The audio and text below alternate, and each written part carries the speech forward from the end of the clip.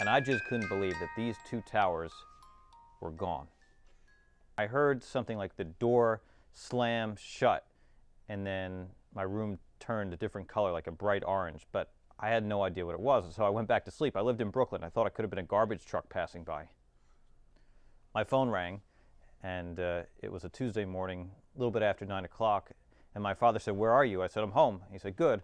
He said, "Well, turn the TV on," and I turned the TV on, and then I'm looking, and there's the World Trade Center shot of the two on towers. fire. Now, both towers have been hit by planes now. So I called up one of my friends, and I said, "I'm coming over.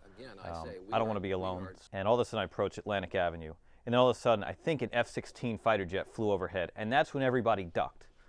And that's, I think, the moment where everyone was beginning to panic. It's like, we're not really in a normal New York anymore. I guess it must have been sometime after 9 o'clock, approaching 10 o'clock, when the first tower fell. To see that it was happening, all we had to do was walk outside, and then all the dust spread all over Brooklyn, and we were in the dust. So we went into this Brooklyn Marriott, and there were people there. I mean, there were hundreds of people there with the same idea we had, to give blood. There were people who were staying at a nearby hotel that was right next to the World Trade Center, and all the guests that were there had evacuated that hotel, and they were there wrapped in their bed sheets. And there were families there with their children that had walked over there. I mean, these are people that basically, they ran for their lives. That's a sight I will never forget, is seeing all those people walking across that bridge.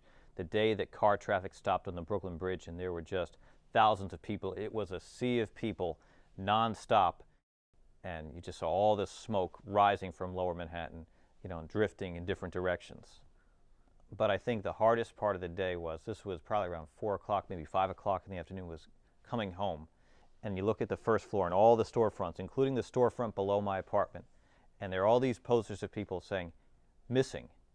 And these are people I probably didn't know, but they probably lived in my neighborhood. And I knew that this was not going to be easy. I have this snow globe, and my parents got it for me when I was in college because they knew I wanted to live in New York. And it was always my dream to live in New York. And I would always look at it and say, one day I'm going to live here. And I finally lived there. And I would always look at it and say, I'm so happy to be living in New York. And I was still happy to live in New York after 9/11. It was just hard to look in that and say, this was real, this wasn't a dream.